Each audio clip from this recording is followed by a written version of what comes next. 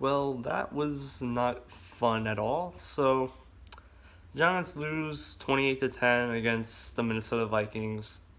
Not really a fun time at all. So,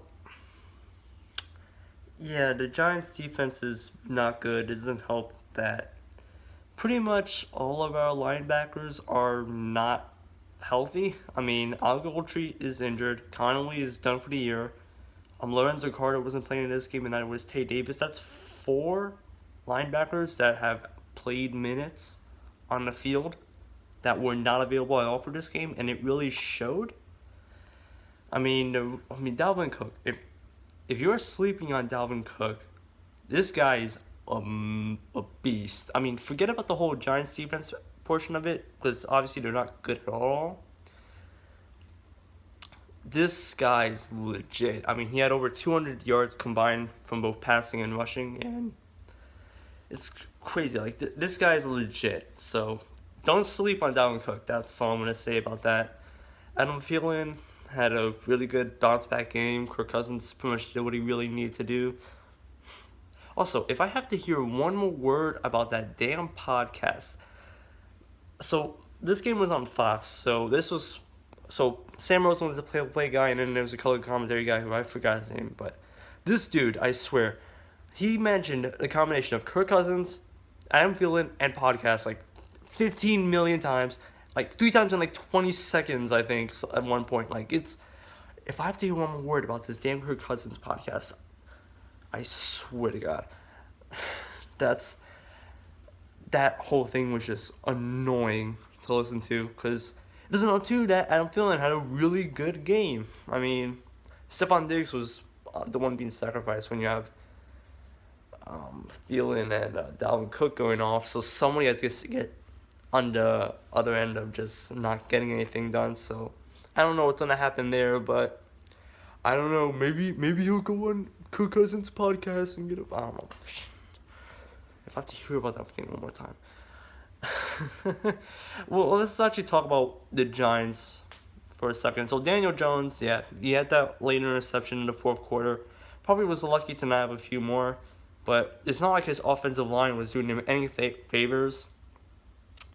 4 sacks for the really good Vikings defense. I mean, you could tell this was a step up from what Daniel Jones was facing before. I mean, the Redskins are a joke, and the Tampa Bay defense is not exactly stellar. So, this is a step up in competition, and yeah, it wasn't necessarily the best, but it also wasn't the worst. I mean, he did get a nice touchdown to Darius Slayton, first career touchdown reception for Darius Slayton, so congrats to him. And Daniel Jones had a decent game. I mean, he was able to run a little bit, scramble for a first down, so that's nice. Yeah, he had a alright game, which honestly, considering this is a upgrade in competition, that's all you really want to see, really. And especially since defensively, this game was pretty much a loss. Not that, it was not that close. I mean, the score obviously reflects it. I mean, 20 to 10. Not really that close. You're getting close to a blowout at that point. So, yeah, this game wasn't really that close to begin with. And at that point, you're just looking to see the young guys perform. And I think Daniel Jones did that quite decently. The run game, obviously, without Saquon and also without Wayne Gallman, who ended up getting a concussion and ended up missing the rest of the game after the first or second. It was the first half for sure. And that means that John Hillman and Eli Penny are the two guys that need to be relied on to carry the running game. Yeah, you could see why the Giants were not running the ball that much this game, and why it wasn't necessarily a big part of the strategy. So, yeah, that sucked. I mean, Gallman had a really good game against the Redskins, so for him to go down early in this one, it really, really hurted the Giants' offense as a whole, and you saw that because, 10 points, obviously. The Giants' offense did get yardage, they just didn't get scores. Getting stopped on the red zone, that hurts. which did happen in this game. Just not converting on these opportunities, it's going to come back and bite you, and it obviously did in this game. So, yeah, that's part of the reason why this game was lost. I mean, it wasn't going to be an easy game. I think we all knew that, especially since, Kirk Cousins' factor of being really good against 500 or below teams that I think was proven right today. I mean, wasn't really, not pressure, because the Giants had 2 sacks in the game. Marcus Golden had a sack. Actually, no, they had 3 because RJ McIntosh had one, and then there was another one in there too. Like, they had 3 sacks in the game. Didn't get any picks though, because the Giants defense is they're not gonna really force anything like that. How? It wasn't a good game defensively for us, and the offense was not necessarily at its peak. So a combination of those 2 factors really does mean that this game was not necessarily going to be a good one from the beginning, but hey, it's whatever. The Vikings are just a better team than the Giants, so I think it's kind of fair to say that this is a fair result. So, where are the Giants now? So, they're 2-3, but with the Cowboys losing, that means that they're technically still in the division race. It's not out of the question to just say that, I don't know, if they start taking advantage of these opportunities and just continue, just try and play well a bit, they could still stay in the hunt, because really, the NFC East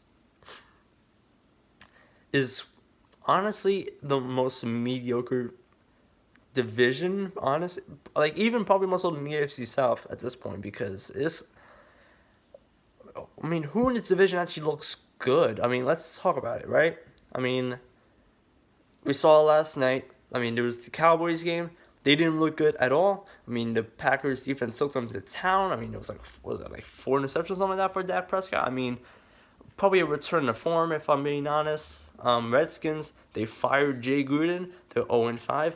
They're the one team that are out of it right now. The Giants are actually still technically in it, because they've actually played the Redskins. So that helped in that.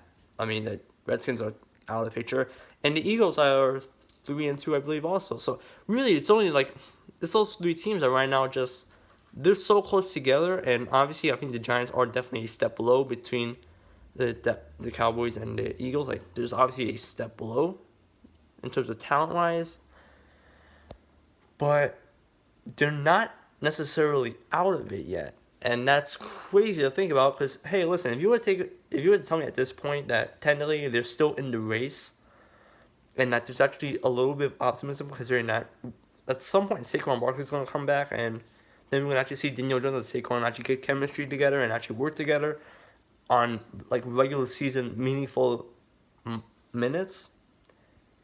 I'll take that, honestly. It feels like that's better than what we've had in recent years, so that's good. Jabril Peppers, I should give a quick shout out. He had a decent game. He was able to make some plays, actually. He forced that fumble just before Dalvin Cook was able to get into the end zone, and that set up a Giants safety. But that's neither here that's neither here nor there. At the very least, he actually made the play. And going back to last week, we also had an interception. I think now Jabril Peppers is finally settled in, and that's going to be good, because at this point right now, he's probably the Giants' best offensive player. So it's good to actually have him settled in and continue to look forward to see what he's going to do in the future. Because he's a really interesting player to watch, and a really fun player that could make a difference out there. So it's going to be interesting to see what he does in the future, and what this Giants team overall does in the future. Especially since this week, they actually play on Thursday Night Football, which, Thursday Night Football in general just tends to be pretty bad. And it also helps, too, that the Giants are playing the New England Patriots, everyone's favorite team. Boy, this game is going to be tough to watch. So, this game is going to be interesting, because Thursday, obviously, going to be on Thursday night, so it's probably going to end at 11:30. I'm probably going to have to try. This might actually be one of the few times when I'm actually able to get a reaction literally right after a game ends, because Fridays tend to be really busy for me, and I don't know if I'm going to be able to shoot a reaction on Friday, so that's going to be an interesting thing to look out for. Probably literally right after the game, maybe like 12 o'clock, I don't know. I might just have an upload like right there. We'll have to see how that plays out, because that's going to be an interesting thing to try and like react to, or else I might have to like try and shoot out like Friday night at like 9:30, which I'd rather not do. I'd want to try and get it obviously as early as possible, because then I would have the game fresh in my mind. Although, considering that the beatdown I'm expecting, I'd rather probably just forget that game ever happens. Maybe the Giants surprise me, but considering that like we've had 4 linebackers that are injured right now, and considering the Giants defense, I doubt that. So yeah, that's going to be an interesting thing to watch. Let me know what you guys are thinking about this NFL season. There's obviously been a lot of things, a lot of storylines that are happening right now, so there's definitely a lot of things to talk about. Leave it, whatever you're thinking about, in the comments below.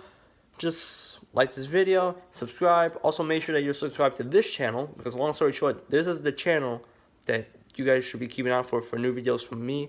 So this is the channel to look out for, so subscribe here. Let me know what you guys are thinking right now. Thank you guys, as always, for watching.